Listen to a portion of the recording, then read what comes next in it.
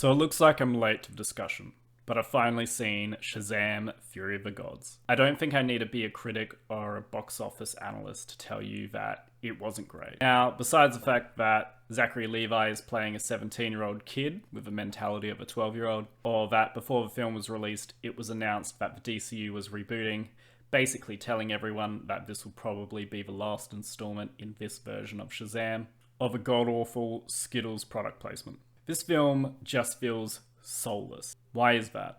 It comes down to the concept of A story and B story. The A story is the physical journey the characters are on. It's all the tangible stuff, what they do, see, speak, etc. The B story is the underlying emotional journey that isn't visible. It's what the characters feel. If you look at Indiana Jones and the Last Crusade, the A story is Indy teaming up with his dad, fighting the Nazis to find the Holy Grail. The B story is Indy and his dad reconciling their estranged relationship. So if you have a film that has a strong A story and a weak B story, you're left watching empty spectacle. It's just people doing things. Now, Shazam Fury of the Gods has a B story, but it's nowhere near as powerful as the first film, where Billy tries to get back to his birth mother, only to realize who his true family is. The B story in Fury of the Gods is that the kids are getting older and going their own way. Billy is desperately trying to keep them together, but it just feels tacked on and not fully explored. It's funny because the film stars Jack Dylan Grazer, who was also in It, another film with an ensemble of young characters that had a pretty good B story. Each character had their own emotional arc they had to go through. The main character feels guilty for letting his brother go outside and play by himself, which led to his murder by Pennywise. The female has to overcome her sexually abusive father. The Jewish kid is trying to live up to his father's expectations.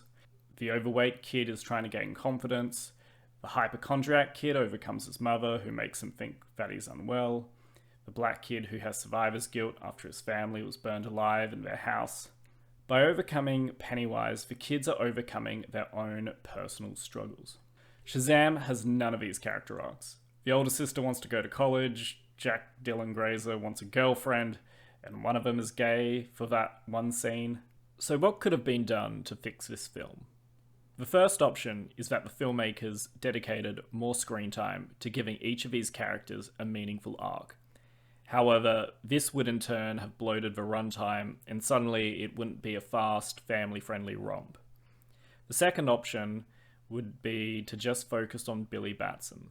Instead of having the emotional goal be about keeping the family together, it should be focused on Billy finding a balance between being Shazam, an almighty city-saving superhero, and being a teenager. I think the appeal of Shazam is the power fantasy of a young kid being able to transform into a full-grown adult. The powerless becoming powerful. I think the first film nailed that aspect, so the sequel needs to be an inverse of that. We should start to see Billy, and maybe other members of a Shazamily, struggling with the responsibility of being both a hero as well as experiencing adolescence. We'll even have someone close to Billy deliver the theme early on. They'll say something like, "You're only a kid once, Billy. Don't grow up too fast." Previously, Billy has used Shazam to fix his problems. Now, in this, he would have moments where this would no longer work. He's not able to take the shortcut out of his problems by using his superpowers. Ultimately, Billy would need to find a way to reconcile both sides of his life, just like Peter Parker does in Spider-Man 2. But alas, we're stuck with what we've got, and no amount of begging from Zachary Levi is going to retrospectively save the film.